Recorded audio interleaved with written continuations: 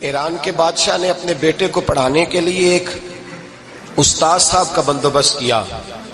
استاد صاحب کو کہا کہ میرے بچے کو دین پڑھائیے، میں چاہتا ہوں کل اس نے عنان حکومت کو سنبھالنا ہے تو یہ دین سے آگاہ ہو جائے، اس کو کچھ سکھائیے، پڑھائیے۔ بہت نیک بزرگ بڑے درویش عالم پڑھانے لگے، اسباق مکمل ہو گئے، دین کے اسباق قرآن مجید پڑھایا، احادیث طیبہ کا درس دیا، اصول فقہ سے روشناس کرایا۔ جب بچے نے مکمل تعلیم حاصل کر لی اور آمین ہو گئی، دستار ہو گئی، فارغ ہو گئے، تو پھر ایک دن استاد صاحب نے کہا بیٹے کل تم نے ضرور آنا ہے، کچھ بات کرنی ہے۔ شہزادہ گیا ملنے استاد صاحب سے، استاد صاحب نے کنڈی لگا لی، ہاتھ میں درہ پکڑ لیا، مار مار کے پورے وجود کو زخمی کر دیا، کوئی غلطی نہیں، کوئی بات نہیں، مارا۔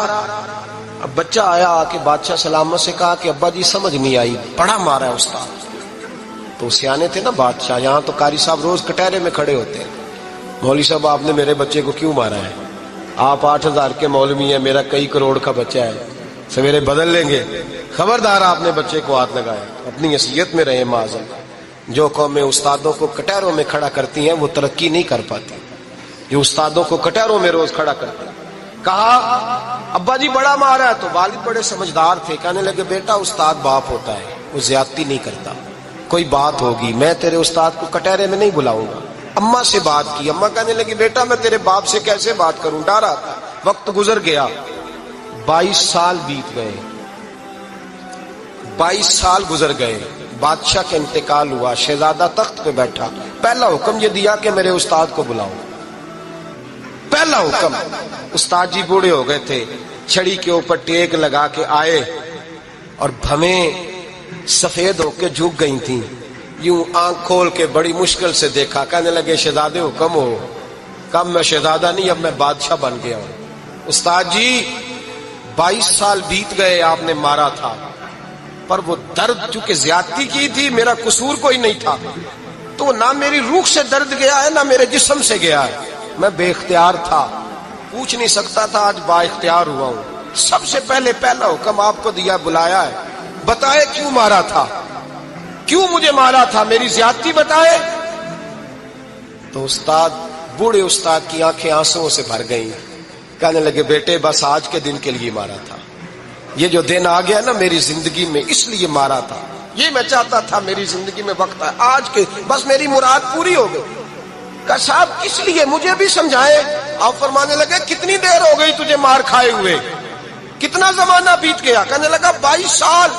فرمایا زخم بھولے تو نہیں، درد ختم تو نہیں ہوئی، تمہیں بات 1 منٹ کے لیے بھی تمہارے حافظے سے محو تو نہیں ہوئی؟ کہا استاد جی روز رات کو یاد آتی، روز خیال آتا تھا۔ استاد کہنے لگے بھائی تو بے اختیار تھا، پوچھ نہیں سکا، 22 سال تجھے یاد رہا، مجھے پتا تھا تو ایک دن حکمران بنے گا، میں نے تجھے اس لیے مارا تھا کہ بیٹے یاد رکھنا، کسی پہ ظلم نہ کرنا، اگر تجھے 22 سال تک یاد رہا ہے تو جس پر تو ظلم کرے گا اسے بھی قیامت تک یاد رہے گا، اور یہ یاد رکھنا تو آج با اختیار ہوا تو تو نے مجھے بلا لیا ہے، قیامت کے دن غریب با اختیار ہو جائیں گے، مظلوم با اختیار ہو جائیں گے، وہ با اختیار ہوں گے للہ الواحد القہار، رب کریم کی بارگاہ کے اندر ان کا اختیار ہوگا، اکیلے اللہ کی حکمرانی ہوگی۔ پھر وہ بلائیں گے بڑے بڑے کج کلا، دنیا میں جن کی پگڑیاں اونچی تھیں وہ سر جھکائے کھڑے ہوں گے، دنیا میں جو ڈکٹیٹر بنتے تھے ان کی پشتیں لال ہوں گی، ان کو غدار لکھا جائے گا، قیامت تک نہیں بھولے گا۔ ظلم کرنا تو سوچ سمجھ کے کرنا، اتنا کرنا جتنا تم سہ سکتے ہو، اتنی زیادتی کرنا جتنی قیامت میں تم برداشت کر سکتے ہو۔ میرے نبی کریم صلی اللہ علیہ وسلم نے فرمایا ظلم سے بچو، یہ قیامت کے اندھیروں میں سے ایک اندھیرا ہوگا۔ زندگی میں زیادتی نہ کریں، اگر تھوڑی دیر کے لیے کوئی چیز برداشت کر جائیں گے تو وہ فائدہ دے جائے گی، کچھ دیر کے لیے اگر سہ جائیں گے تو نفع مل جائے گا، سہنے کی کوشش کریں لیکن زیادتی نہ کریں، نظر کو، سوچ کو، ذہن کو پاک رکھیں، اور میرے بھائی زندگی پوری ظلم سے بچیں، زیادتی سے بچیں۔ امیر المومنین حضرت جناب سیدنا عمر فاروق رضی اللہ تعالیٰ عنہ رات گھر میں تھے تو رونے لگے، بڑی دیر تک روتے رہے، والدہ اٹھی تو صاحبزادے سے کہنے لگی پتہ کرو تمہارے باپ کو کیا مسئلہ ہے۔ شہزادے آئے، کہنے لگے امیر المومنین والد گرامی کیا ہوا؟ تو حضرت عمر فاروق کہنے لگے بیٹا اپنی اماں کو بلاؤ۔ والدہ آ گئی، کیا بات ہے، کچھ طبیعت خراب ہے تو حکیم کا بندوبست کیا جائے۔ تو حضرت عمر کہنے لگے کچھ بھی نہیں، آج مسجد سے نکلا ہوں تو نبی پاک کے صحابہ میری تعریفیں کر رہے تھے۔ یہ حضرت فاروق اعظم کے وصال کے قریب کے دن ہے۔ تعریفیں تو حضرت یہ رونے کی بات ہے کہ خوش ہونے کی؟ آپ فرمانے لگے نہیں، سوچتا ہوں باہر تو میں اچھا رہا ہوں، پتہ نہیں گھر میں ہی کوئی زیادتی نہ ہو گئی ہو، پتہ نہیں تمہارے ساتھ بھی میرے معاملات ٹھیک تھے کہ نہیں، صحابہ تو تعریف کرتے ہیں، رو رہا ہوں تمہاری وجہ سے نہ الجھ جاؤں، بیوی ہی نہ کہے میرا حق ہی ادا نہیں کیا۔ یہ لفظ کہتے کہتے پہاڑ ہے یہ شخص، کیسر و کسرا کانپتے ہیں۔ حضرت عمر رو پڑے، بی بی سے کہنے لگے مجھے اللہ کی رضا کے لیے معاف نہیں کر دیتی؟ میرے اوپر بوجھ تھا امت کا، میں ساری رات مدینے کی گلیوں میں پھرتا تھا، دن سارا مسجد میں گزرتا تھا، میں تجھے وقت نہیں دے پایا، معاف نہیں کر دیتی؟ تو زوجہ کہنے لگی نہیں عمر، میں نے بھی زندگی میں اپنا کوئی سکھ چین نہیں دیکھا، کوئی چاؤ پورا نہیں کیا، میں کیسے معاف کر دوں، میں نہیں معاف کرتی۔ حضرت عمر زمین پہ بیٹھ گئے، رونے لگے، کہنے لگے چل معاف کر دے۔ کہنے لگی ایک وعدہ کرو، قیامت کے دن رب کریم کی بارگاہ میں میری سفارش کرو گے؟ اللہ کی بارگاہ میں عرض کرو گے کہ اللہ اچھی تھی، مجھے کپڑے دھو کے دیتی تھی، روٹی پکا کے دیتی تھی، میری عزت کی محافظ تھی؟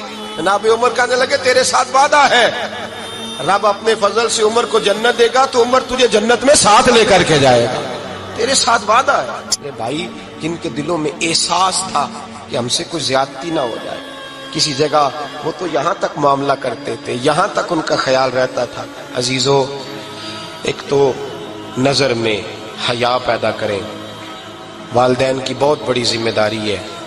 لاکھوں بچے مرضی کی شادیاں کر رہے ہیں، ہزاروں گھر اجڑ رہے ہیں، یہ وہ والا زہر ہے جو ہر گھر میں تیزی سے پھیلتا چلا جا رہا ہے۔ پہلے ہم کہتے تھے کہ بچہ باہر نہ نکلے، اب کہتے ہیں اللہ کہیں موبائل لے کے تنہا نہ بیٹھ جائے، کہیں تنہا نہ بیٹھ جائے، کیا بنے گا اس کا اگر یہ گندگی اور یہ ایسا نشہ ہے جو اجاڑ کے رکھ دیتا ہے انسان کی توانائیوں کو۔ ایک تو ذہن کو، طبیعت کو پاک رکھیں، دوسرا زیادتی کبھی نہ کریں۔ یہ دو سبق اگر امت کو یاد ہو جائیں تو پھر معاشرہ بڑی تیزی سے اصلاح پذیر ہوگا۔ نہ دیکھو دنیا کیا کہتی ہے، یہ دیکھا کرو رسول اللہ کیا کہتے ہیں۔ نبی پاک چھوڑ دو ساری دنیا کے دھوکے، سارے فیشن، ساری رسومات، ساری تہمات چھوڑ دو۔ نبی پاک کی غلامی عزت ہے، حضور کی غلامی۔ یار بندہ بالکل بے عمل ہونا، بالکل تو میری طرح داڑھی رکھ کے پگڑی باندھ کے بس میں بھی چڑھ جائے تو کئی لوگ سیٹیں خالی کر دیتے ہیں، کہتے ہیں بزرگوں یہاں آ جائیں، حضرت جی یہاں آ جائیں، تو پھر عزت کس چیز کی ہوئی؟ سنت مصطفیٰ کی ہوئی نا، پھر عزت نبی پاک کی سنت کی ہوئی نا، وقار کی ہوئی نا۔ ایک صاحب، ایک بچے نے داڑھی رکھ لی تو مجھے آ کے کہنے لگے حضرت جی لوگ بڑے بڑے لقب دینے لگے ہیں۔ میں نے کہا کیا؟ کوئی کہتا ہے حضرت صاحب، کوئی کہتا ہے قاری صاحب، کوئی کہتا ہے حافظ صاحب، کوئی کہتا ہے علامہ صاحب۔ تو میں نے کہا تیری موج نہیں بن گئی، 4 سالوں میں حفظ ہوتا ہے، تجھے مفت کا لقب مل گیا ہے، عرصے نظامی 8 سال میں ہوتا ہے، مفت کا علامہ بن گیا ہے، تجھے وقار نہیں دے دیا اللہ تعالیٰ نے، عزت۔ میرے اعلیٰ حضرت فرماتے ہیں عزت صاحب طبقات کہتے ہیں، میرے مصطفیٰ کریم سید عالم صلی اللہ علیہ وسلم کے وصال ظاہری کے ایام قریب آئے تو حضور نے سرخ پٹی باندھی، تیز بخار ہے نبی کریم کو، 2 صحابہ سہارا دے کے مسجد میں لائے، نبی پاک علیہ السلام کو بظاہر سہارا دے کے لایا گیا۔ کریم رسول نے لوگوں کو جمع کیا، حضور آج کیا ہونے والا ہے، آج کیا کہا جائے گا، آج کس لیے میٹنگ بلائی ہے؟ نبی کریم کے کل صحابہ جب مسجد میں جمع ہوئے تو کھچا کھچ مسجد بھری ہے۔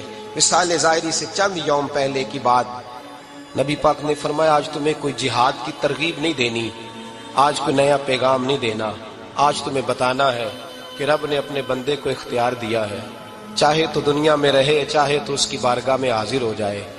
اس عبد نے بارگاہ ربوبیت کی طرف لوٹنے کا ارادہ کر لیا ہے۔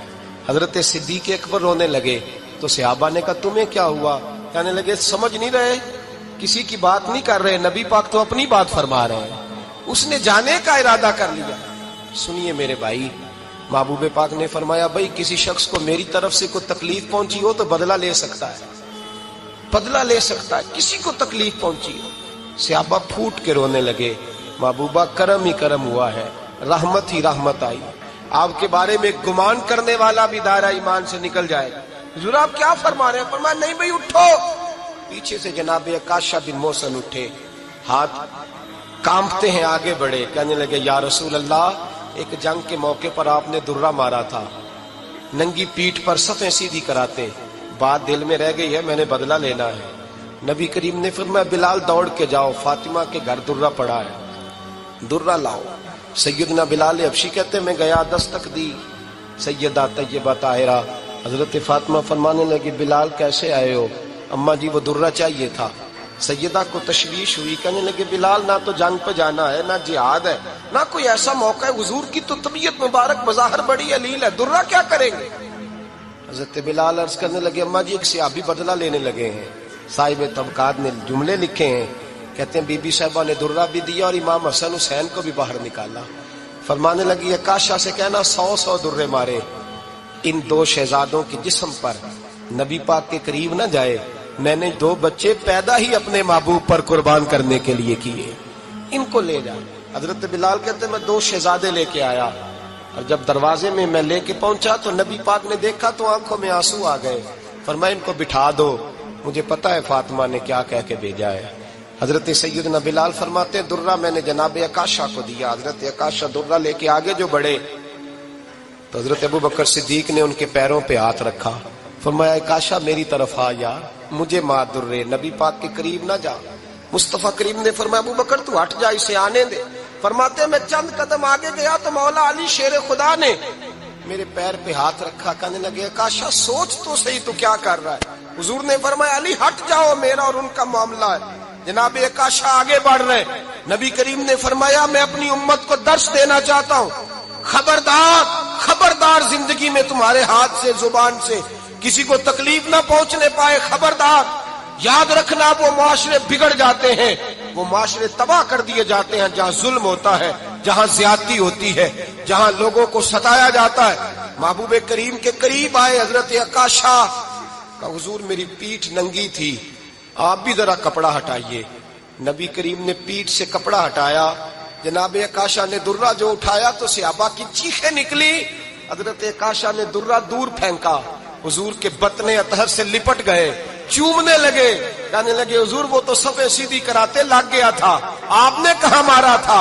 या रसूल अल्लाह मैं तो बहाना बना रहा था कि जाती दफा मुझे वजूद चूमने का मौका नसीब हो जाए, मुझे ये मौका नसीब हो जाए।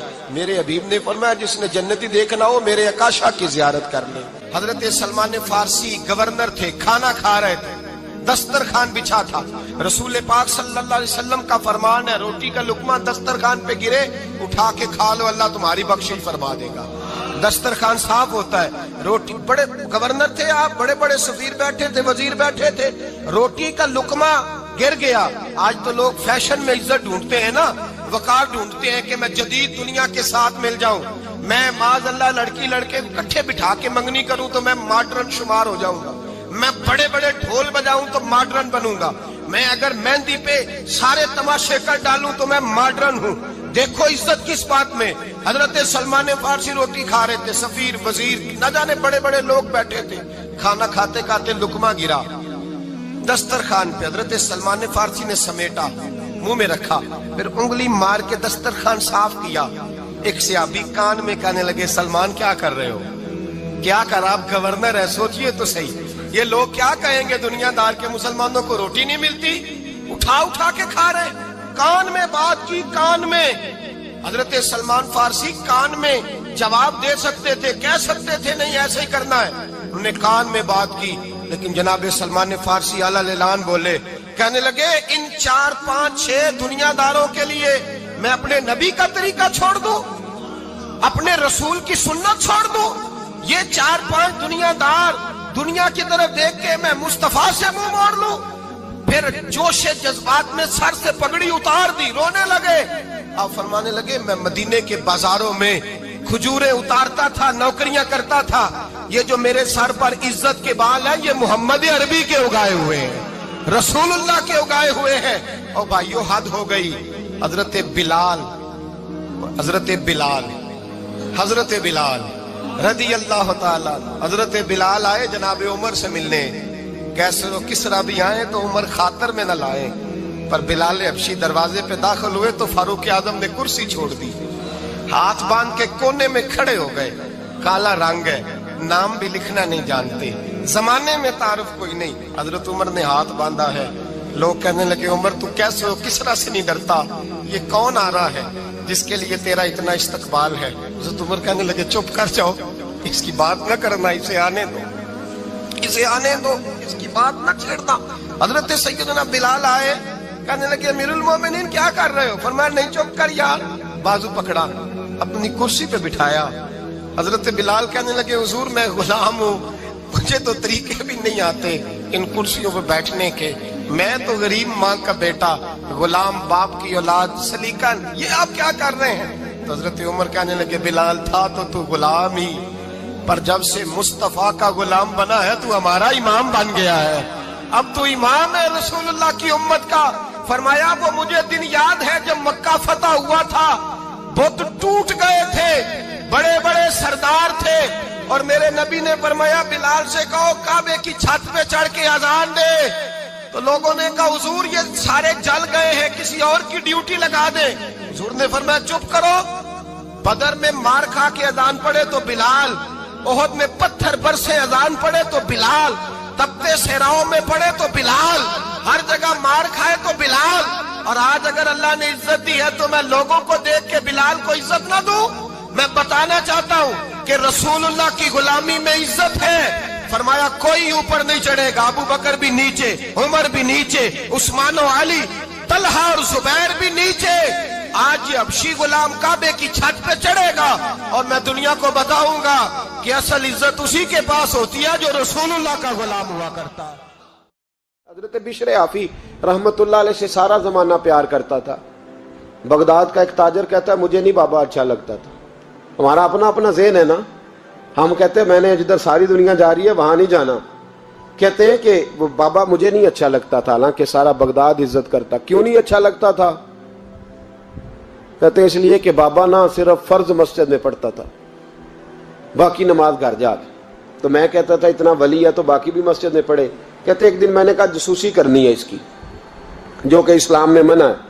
कहते हजरत बिशर आफी रहमतुल्लाह अलैह ने जुमे के फर्ज पढ़े, फर्ज पढ़ के निकल गए दौड़ के। फरमाते मैं पीछे हो गया, मैंने कहा आज मैंने सुन्नतें छोड़ दी हैं पर इसका पता करना है, सुन्नत नफल बाद में पढ़ूंगा। कहते हैं हजरत बिशर आफी जल्दी से ना एक कबाब वाली दुकान पे गए, वहां से कबाब खरीदे। और मैंने कहा बूढ़े की उम्र देखो और इसके जायके देखो, इस उम्र में भी कबाब खाएगा। ओए होए, मौलवी को रोटी ने सताया था इसलिए सुन्नत और नफल छोड़ आया है। कहते हैं थोड़ा सा वो आगे बढ़े तो नान भाई की दुकान से ना नान खरीदे। मैंने कहा देखो यार, देखो इसके जायके, गरम नान खाएगा।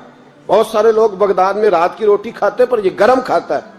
कहते हैं हजरत वो नान और कबाब लेके ना जंगल की तरफ मुड़े तो मेरे दिल में ख्याल आया यार बड़ा ही इस आदमी का अजीब जहन है, ये अब सब्जे पे बैठ के यहाँ मौज करेगा, खाए पिएगा और सुन्नत नफल छोड़ दी। अल्लाह हजारों मुरीद है। कहते हजरत जंगल में दाखिल हुए, थोड़ा सा सफर किया तो कच्ची आबादी आ गई। कच्ची आबादी, एक कच्चे मकान की टूटा हुआ दरवाजा, बाहर से कुंडी लगी। बगदाद के नंगे पांव चलने वाले हजारों मुरीदों के उस पीर ने कुंडी खोली, अंदर गए, एक फालज ज़दा बाबा जी बैठे। कहते हैं हजरत बिशर आफी ने अपनी पगड़ी खोली और उस आदमी के मुंह से पानी निकल रहा था, राल टपक रही थी। कहते पहले अपनी पगड़ी से मुंह साफ किया, फिर प्याले से पानी डाल के मुंह धोया, फिर हजरत उसके टांगों पे कपड़ा डाल के रोटी का लुकमा तोड़ के उसके मुंह में डाल के कहने लगे बाबा नाराज ना होना, जुमे वाले दिन मुझे देर हो जाती है, अभी तो मैंने सुन्नत और नफल भी पढ़ने हैं, नाराज ना होना, मुझे देर हो जाती है। कहते हैं वो बाबा रो पड़ा और कहने लगा बिशर यार 14 साल हो गए तू रोज आता है। 14 साल, ये एक सदी का किस्सा है, 2-4 बरस की बात नहीं। 14 साल से तू रोज आता है, मैं पता नहीं कब तक लाश बने पड़ा रहूंगा, तू कब तक आएगा। हजरत बिशर आफी ने बाबे के आंसू पूछ के कहा बाबा फिक्र न कर, आज के बाद ये जुमला ना कहना कि तू मेरे लिए बोझ है। फरमाया लोग समझते हैं कि मैंने इबादत करके मकाम पाया है, لوگ سمجھتے ہیں میں نوافل زیادہ پڑھتا ہوں، دنیا جانتی ہے کہ میری رات کی تسبیح زیادہ مضبوط ہے، اور میں ان میں سے کوئی بات بھی نہیں، میں تو تیری نوکری کرتا ہوں تو اللہ نے میری عزتوں میں اضافہ فرما دیا ہے۔ سوچ ہی صاف نہیں، نظریہ ہی ٹھیک نہیں، فکر ہی ٹھیک نہیں۔ اسلام نظریے کا مذہب ہے۔